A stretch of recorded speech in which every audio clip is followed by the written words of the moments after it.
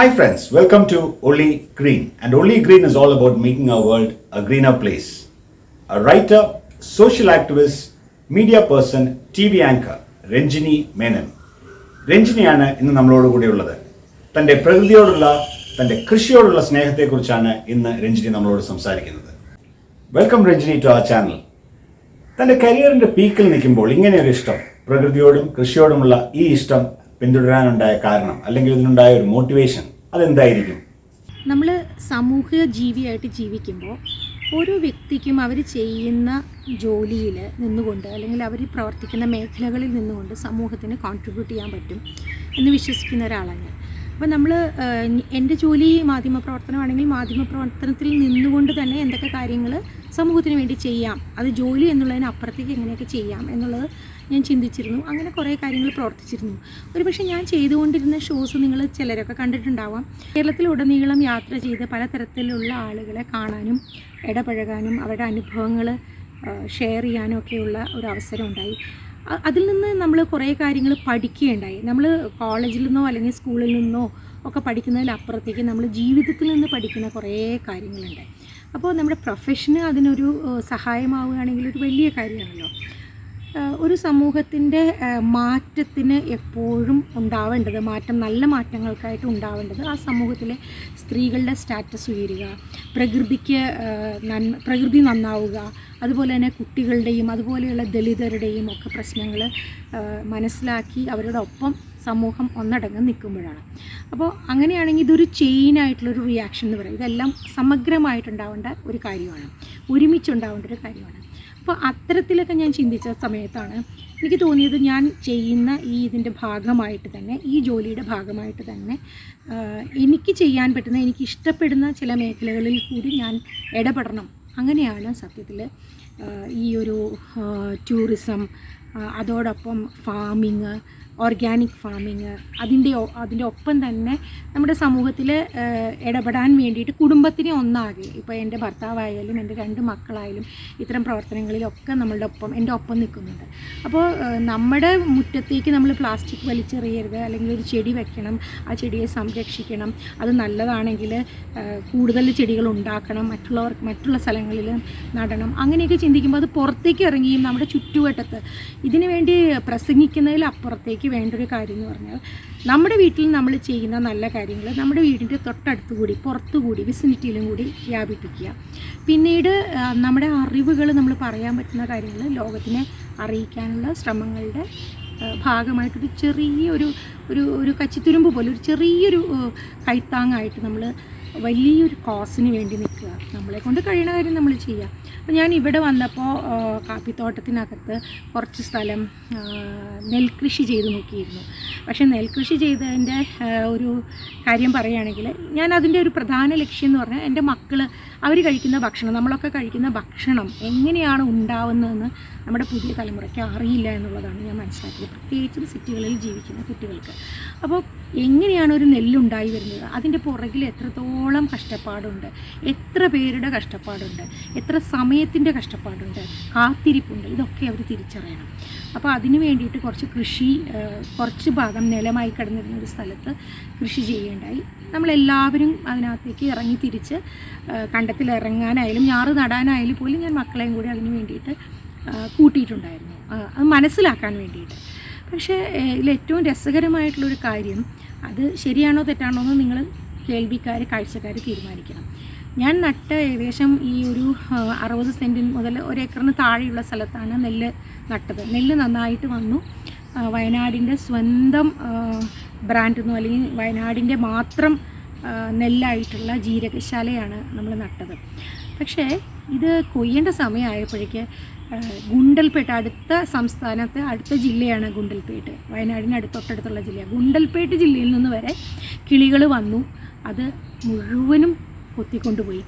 ശരിയാണ്, നമ്മൾക്ക് 1 മണി നെല്ല് പോലും കിട്ടിയില്ല എന്നുള്ളത് സത്യം. പക്ഷേ ഒരു കാര്യം, അതിൽ നിന്ന് കിട്ടിയ മറ്റൊരു തരത്തിലുള്ളൊരു സന്തോഷം എന്ന് പറഞ്ഞാൽ അത്രയേറെ കിളികൾ, ഒരു 500ഓളം തത്തകൾ ഇവിടെ വന്ന് ഈ നെല്ല് തിന്നാനായിട്ട് വന്നു എന്നുള്ളത് ഭയങ്കര കാഴ്ചയും സന്തോഷമായിരുന്നു. ഇങ്ങനെ ഒരു ഇഷ്ടം പിന്തുടരാൻ തീരുമാനിക്കുമ്പോൾ ഇതിന് പറ്റിയ ഒരു സ്ഥലമായി എന്തുകൊണ്ടാണ് വയനാട് തിരഞ്ഞെടുത്തത്? എന്തുകൊണ്ട് വയനാട് എന്നുള്ളതിന് 2 ഉത്തരവുണ്ട്. ആദ്യത്തെ ഉത്തരവെന്ന് പറയുന്നത് വയനാട് കേരളത്തിനെ സംബന്ധിച്ചിടത്തോളം ഏറ്റവും ക്രിസ്റ്റീനായിട്ടുള്ള, ഏറ്റവും പ്രകൃതി കനിഞ്ഞനുഗ്രഹിച്ചിട്ടുള്ള ഒരു സ്ഥലമാണ്. അതുകൊണ്ട് തന്നെ പ്രകൃതിക്ക് വലിയ മുറിവുകളൊന്നും ഏൽക്കാത്തൊരു സ്ഥലം എന്നുള്ളതുകൊണ്ട് പ്രത്യേകമായിട്ടുള്ളൊരു ഇഷ്ടം വയനാടിനോടുണ്ടായിരുന്നു. ഞാനൊരു മലബാറുകാരിയാണ്, അതുകൊണ്ട് വയനാടിനോട് പ്രത്യേകമായിട്ടുള്ള ഒരിഷ്ടമുണ്ട്. പിന്നെ രണ്ടാമത്തെ ഒരു കാര്യമെന്ന് പറഞ്ഞാൽ, നമ്മൾ ഒരു പക്ഷേ നമ്മളൊക്കെ ഇന്നത്തെ കാലഘട്ടത്തിൽ അറിയാതെ പോകുന്ന കൃഷി രീതികൾ, അത് ഇന്നും വളരെ കൃത്യമായിട്ട് തന്നെ പാലിച്ചു കൊണ്ടിരിക്കുന്ന ഒരുപാട് ആളുകൾ ഈ വയനാട്ടിലുണ്ട്. കേരളത്തിൻ്റെ മറ്റ് സ്ഥലങ്ങളിലൊന്നും നമ്മൾ കാണാത്തൊരു കാര്യമാണ്. ഏകദേശം 10 ലക്ഷം ജനസംഖ്യയുള്ള ഈ ഒരു ജില്ലയിൽ 1.5 ലക്ഷത്തോളം പേര് ആദിവാസികളാണ്. അവരുടേതായിട്ടുള്ളൊരു ജീവിത രീതിയും അവരുടേതായിട്ടുള്ള ഭക്ഷണ രീതിയും അവരുടേതായിട്ടുള്ളൊരു കൃഷി രീതിയും ഒക്കെയുണ്ട്. അത് പഠിക്കുക, അത് കുറച്ചെങ്കിലുമൊക്കെ പ്രവൃത്തിയിൽ കൊണ്ടുവരിക എന്നുള്ളൊരു ഉദ്ദേശത്തിൽ തന്നെയാണ് വയനാട് തിരഞ്ഞെടുക്കാനായിട്ടുള്ള കാരണം. റെസ്പോൺസിബിൾ ടൂറിസം, സോഷ്യൽ ഫാമിംഗ്, ഇതിൻ്റെ എല്ലാം ഉത്തമ ഉദാഹരണമാണ് രഞ്ജിനിയുടെ വയനാടുള്ള ഈ എസ്റ്റേറ്റ്. ഇവിടെ നടക്കുന്ന കൃഷിയെക്കുറിച്ചും കൃഷി രീതികളെക്കുറിച്ചും എന്തെല്ലാമാണ് കൃഷി ചെയ്യുന്നതിനെക്കുറിച്ചും അല്പം കൂടി ഒന്ന് വിശദീകരിക്കാമോ? അതുപോലെ തന്നെ ഈ കൃഷിയിലൂടെ ഉണ്ടായ ജീവിതത്തിൻ്റെ ക്വാളിറ്റി ഓഫ് ലൈഫിലുണ്ടായ വ്യത്യാസം, ഇംപ്രൂവ്മെൻറ്റ്, ഇതിനെക്കുറിച്ചും അല്പം ഒന്ന് സംസാരിക്കാമോ? എന്തൊക്കെ കൃഷി ചെയ്യുന്നു എന്നുള്ള ചോദ്യത്തിന് വളരെ ഒരു രസകരമായിട്ടുള്ളൊരു ഉത്തരമായിരിക്കും. കാരണം വയനാടിൻ്റെ ഭൂമിയെ സംബന്ധിച്ച് പറയുകയാണെങ്കിൽ വയനാട്ടിൽ ഒരു മോണോകൾച്ചർ ഫാമിംഗ് എന്ന് പറയുന്നത് ഒരു പക്ഷേ ചായ മാത്രമേ ഉള്ളൂ. പൊതുവെ കാപ്പിത്തോട്ടങ്ങളിലൊക്കെ ഇടവിളയായിട്ടും ഒരുപാട് തരത്തിലുള്ള മരങ്ങളും ചെടികളും കൃഷി ചെയ്യാറുണ്ട്. അതുകൊണ്ട് തന്നെ നമ്മുടെ ഈ കാപ്പിത്തോട്ടത്തെ സംബന്ധിച്ച് പറയുകയാണെങ്കിൽ ഇതിനകത്ത് നമ്മളെ എല്ലാ സുഗന്ധ വ്യഞ്ജനങ്ങളുമുണ്ട്. അതുപോലെ പലതരത്തിലുള്ള പഴങ്ങളുണ്ട്. ഓറഞ്ച്, മുസമ്പി, ചാമ്പയ്ക്ക, പേരയ്ക്ക, മാവ്, പ്ലാവ് എന്ന് വേണ്ട അങ്ങനെ പലതരത്തിലുള്ള ഫലവൃക്ഷങ്ങൾ ഉണ്ട്. ഒപ്പം ഈ പറഞ്ഞതുപോലെയുള്ള മറ്റു മരങ്ങളും. അപ്പോൾ ഈ വയനാടിൻ്റെ ഒരു ഭൂമികയിൽ നമ്മൾ എവിടെ നോക്കിക്കഴിഞ്ഞാലും എല്ലാ കൃഷിസ്ഥലങ്ങളിലും അത്യാവശ്യത്തിനെല്ലാം ഏലവും കൃഷി ചെയ്യുന്നുണ്ട്. അപ്പോൾ ഏലം പോലെയുള്ള സുഗന്ധവ്യഞ്ജനങ്ങൾ, അതുപോലെ തന്നെ ഫലവൃക്ഷങ്ങൾ, പിന്നെ കാപ്പി, കുറച്ച് തെങ്ങും, അപ്പോൾ എന്ന് വേണ്ട ഒരു വീട്ടിൽ ആവശ്യമായിട്ടുള്ള എല്ലാ കാര്യങ്ങളും നമ്മുടെ പറമ്പിൽ നിന്ന് തന്നെ കിട്ടുന്ന തരത്തിലുള്ള ഒരു രീതിയാണ് വയനാടിനെ സംബന്ധിച്ച് പൊതുവെ കാണുന്നത്.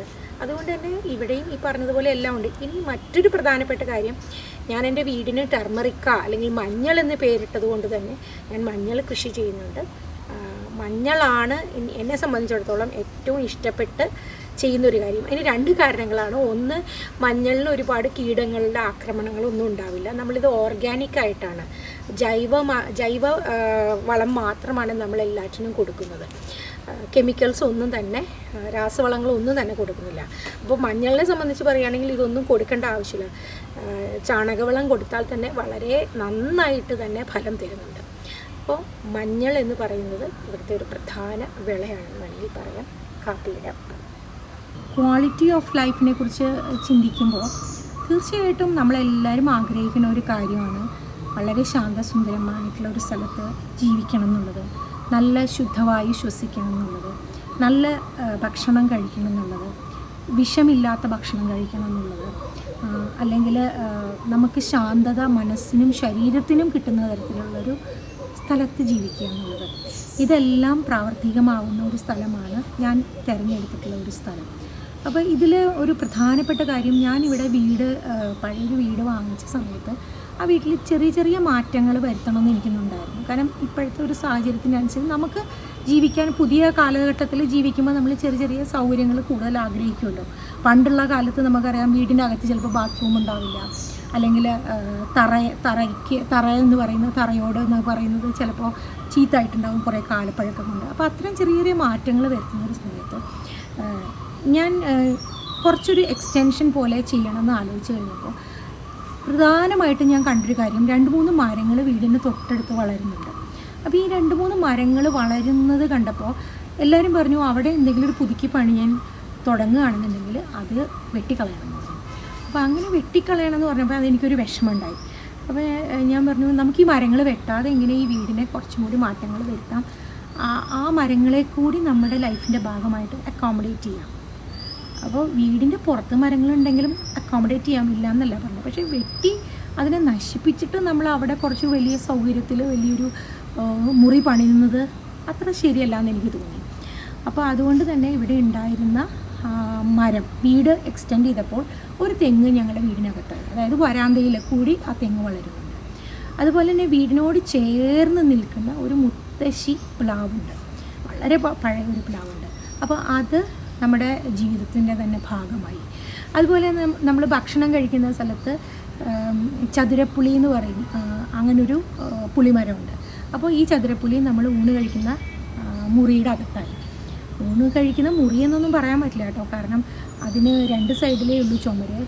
മറ്റ് അടുത്ത അപ്പുറവും ഇപ്പുറവും ഉള്ള സ്ഥലങ്ങൾ ഒരു സൈഡിൽ ഒരു കുറച്ച് കല്ലുകൾ വെച്ചിട്ട് ഞാനൊന്ന് മറച്ചിട്ടുണ്ടെന്നേ ഉള്ളൂ, മറ്റേ സൈഡ് ഓപ്പണാണ്. അപ്പോൾ ഒരു 3/4 ഭാഗവും ഓപ്പണായി കിടക്കുന്ന ഒരു സ്ഥലമാണ് ഞങ്ങൾ ഊണ് കഴിക്കുന്ന സ്ഥലം. അപ്പോൾ അവിടെയും ഒരു മരം നിൽക്കുന്നുണ്ട്.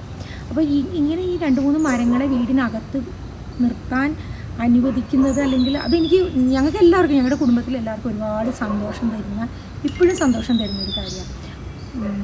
പുറത്തുള്ളവർ ചിലപ്പോൾ വരുമ്പോൾ പറയാറുണ്ട്, എങ്ങനെയാണ് നിങ്ങൾ ഈ 3 മരങ്ങൾ എത്ര ഡിസ്റ്റർബൻസ് ഉണ്ട്, ഇല കൊഴിയുന്നു, അല്ലെങ്കിൽ തേങ്ങ വീണിട്ട് ഓട് പൊട്ടുന്നുണ്ട്, അല്ലെങ്കിൽ മഴ വരുന്ന സമയത്ത് മരത്തിലെ കൂടി ഒലിച്ചിറങ്ങുന്ന പലപ്പോഴും ചെളിയും മണ്ണും പൊടിയും ഒക്കെ വീടിനകത്തൊക്കെ എത്തില്ലേന്ന്. ശരിയാണ്, ചെറിയ അസൗകര്യങ്ങളൊക്കെ അത്തരം സമയങ്ങളിലുണ്ടാവും. പക്ഷെ അതിൽ കൂടുതൽ കിട്ടുന്ന ഒരു സന്തോഷം ഈ ഭൂമിയുടെ അവകാശികളായിട്ടുള്ള ഈ 3 മരങ്ങളെക്കാൾ വലിയൊരു അവകാശം നമുക്ക് മനുഷ്യർക്ക് ഇല്ല എന്ന് വിശ്വസിക്കുന്നതുകൊണ്ടാണ് ഈ 3 മരങ്ങളും ഇപ്പോൾ ഞങ്ങളുടെ കുടുംബത്തിൽ, ഞങ്ങൾ 4 പേരടങ്ങുന്ന ഈ കുടുംബത്തിൽ ഈ 3 മരങ്ങളും കൂടി ഞങ്ങളുടെ വീടിനകത്തുണ്ട്. അവരും ഞങ്ങളുടെ അംഗങ്ങളായിട്ട് തന്നെ കരുതുന്നത്. ഒള്ളി ഗ്രീനിൻ്റെ വ്യൂവേഴ്സിനോട് രഞ്ജിനിക്ക് പറയാനുള്ള ഒരു സന്ദേശം അതെന്തായിരിക്കും? സിറ്റിയിൽ ജീവിക്കുന്ന ഓരോ വ്യക്തിയുടെയും ഇന്നത്തെ കാലത്ത് പ്രത്യേകിച്ചും ചിന്തകളിൽ, സ്വപ്നങ്ങളിലുള്ള ഏറ്റവും വലിയൊരു കാര്യമായിരിക്കും ഇത്തരം ഒരു അന്തരീക്ഷത്തിൽ പ്രകൃതിയോട് ചേർന്ന് നിന്നുകൊണ്ട്, മണ്ണിൽ ചവിട്ടി നിന്നുകൊണ്ട് ജീവിക്കാൻ സാധിക്കണം കുറച്ച് ദിവസത്തേക്കെങ്കിലും പറ്റുമ്പോഴൊക്കെ എന്നൊക്കെ. പക്ഷേ നമ്മളെല്ലാവരും ഈ ദിവസവും ഓട്ടോറിക്ഷയിൽ നിന്നോ കാറിൽ നിന്നോ ബസ്സിൽ നിന്നോ ബൈക്കിലോ 2 വീലറുകളിലൊക്കെ പോയി ഓഫീസുകളിൽ പോയി AC മുറിയിലിരുന്ന് ജോലി ചെയ്ത് തിരിച്ച് വീണ്ടും വീട്ടിൽ വന്ന് പുറത്തുനിന്ന് വിഷമയമായിട്ടുള്ള പച്ചക്കറികളും മത്സ്യമാംസവും വാങ്ങിച്ച് വീട്ടിൽ വന്ന് ഭക്ഷണം പാകം ചെയ്ത് കഴിക്കുമ്പോഴും നമ്മുടെ ഉള്ളിലൊക്കെ ഇങ്ങനൊരു സ്വപ്നമുണ്ട്. പക്ഷേ ഈ സ്വപ്നത്തിന് പുറകെ ഓടാൻ ആരും മെനക്കെടാറില്ല, കാരണം ഇതിന് കുറച്ച് കഷ്ടപ്പാടുണ്ട്. സ്വാഭാവികമായിട്ടും എനിക്ക് എല്ലാവരോടും പറയാനുള്ളത്, നമ്മളെപ്പോഴും മലയാളികളെ സംബന്ധിച്ചിടത്തോളം നല്ലോണം പ്രായമൊക്കെ ആയിക്കഴിഞ്ഞ് ഇനിയൊരു റിട്ടയർമെൻറ്റ് ലൈഫ്, അല്ലെങ്കിൽ കുറച്ച് പ്രായം ആയിക്കഴിഞ്ഞ് എനിക്ക് സ്വസ്ഥമായി ഇരിക്കാനായിട്ട് നഗരത്തിൻ്റെ തിരക്കുകളിൽ നിന്ന് ഒഴിഞ്ഞു പോയി എവിടെയെങ്കിലും ജീവിക്കണം എന്നാണ് പറയാം. നമ്മൾ വിദേശികളെ കണ്ടുപിടിക്കണം ആ കാര്യത്തിൽ. അവർ വളരെ നേരത്തെ തന്നെ റിട്ടയർമെൻറ്റ് എന്ന് പറയുന്നത് അവർക്ക് 60കളിലോ അല്ലെങ്കിൽ 50കളിലൊന്നും അല്ല, 30കളിലും 40കളിലും റിട്ടയർമെൻറ്റ് എടുത്ത് ഇതുപോലെയുള്ള ജീവിതത്തിലേക്ക് മടങ്ങിപ്പോകുന്ന ഒരുപാട് വിദേശികളെ ഞാൻ കണ്ടിട്ടുണ്ട്. നമ്മൾ മലയാളികളും ചിന്തിക്കേണ്ട ഒരു കാര്യം, സാധിക്കുമെങ്കിൽ മണ്ണിൽ ചവിട്ടി നിൽക്കാനായിട്ടുള്ളൊരു ശ്രമം നമ്മളുടെ ഭാഗത്തുനിന്നുണ്ടാവണം. നമ്മളുടെ നഗരത്തിൻ്റെ തിരക്കിൻ്റെ ഇടയിൽ ജീവിക്കുമ്പോഴും നമ്മുടെ മുറ്റത്ത് ഒരു പപ്പായ തയ്യോ അല്ലെങ്കിൽ ഒരു തുളസി തയ്യോ ഒരു കറിവേപ്പോ അങ്ങനെ എന്തെങ്കിലുമൊക്കെ നട്ടുണ്ടാക്കാനും 2 തക്കാളി തയ്യോ ഒക്കെ നട്ടുണ്ടാക്കി 2 മുളകിൽ തൈയിൽ നിന്ന് 2 മുളക് പറിക്കാനൊക്കെ സാധിക്കണം. അതിനുള്ളൊരു മാനസികമായിട്ടുള്ളൊരു തയ്യാറെടുപ്പ് ഉണ്ടാവണം. നമ്മളിതൊക്കെ ചെയ്യണമെന്ന് പറയല്ലാതെ പലപ്പോഴും ഞാൻ തന്നെ എൻ്റെ പല കൂട്ടുകാരെയും പറയുന്ന കേട്ടിട്ടുണ്ട്, ആഗ്രഹമുണ്ടെന്ന്. ആഗ്രഹങ്ങളുണ്ടായാൽ പോരാ, അതിനുവേണ്ടി പ്രവർത്തിക്കാനുള്ളൊരു മനസ്സുണ്ടാവണം, പ്രവർത്തിക്കണം. ആഗ്രഹിച്ചുകൊണ്ട് മാത്രം ഇരുന്നാൽ പോരാ എന്നാണ് ഞാൻ പറഞ്ഞതിൻ്റെ അർത്ഥം. അതുതന്നെയാണ് എനിക്കിപ്പോൾ ഉള്ള ചെറുപ്പക്കാരോടും പറയാനുള്ളത്. എത്ര തിരക്കിൻ്റെ ഇടയിൽ എപ്പോഴും കമ്പ്യൂട്ടേഴ്സിൻ്റെയും അല്ലെങ്കിൽ ലാപ്ടോപ്പിൻ്റെ അകത്തൊക്കെ നോക്കിയിരിക്കുന്ന ഒരു സമയം നിങ്ങൾ കുറേ കഴിയുമ്പോൾ ബോറടിച്ച് തുടങ്ങുന്ന എനിക്ക് തോന്നുന്നത്. അതുകൊണ്ട് സ്വാഭാവികമായിട്ടും എത്ര തിരക്കുണ്ടെങ്കിലും ഇതുപോലെയുള്ള ജീവിതത്തെക്കുറിച്ച് ഒരു പ്ലാനിങ് എങ്കിലും ഉണ്ടായിരിക്കുക. സാധിക്കുമെങ്കിൽ ആ പ്ലാന് ഇംപ്ലിമെൻറ്റ് ചെയ്യാൻ നോക്കുക. കുറച്ചുകൂടി സന്തോഷം നിങ്ങൾക്കുണ്ടാവും, സമാധാനവും ഉണ്ടാവും. Thank you Ranjini. രഞ്ജിനിയുടെ ഈ ഒരു യാത്ര, ഈ ഒരു ജീവിതം, ഇത് ഒരു നല്ല മാതൃക തന്നെയാണ്. പ്രകൃതിയോട് ചേർന്ന് ജീവിക്കുക, ഇതാണ് രഞ്ജിനിയുടെ വാക്കുകളിൽ നിന്ന് നമുക്ക് ലഭിക്കുന്ന സന്ദേശം. Friends, please don't forget to subscribe to our channel and click on the bell button so that you don't miss anything. Thank you.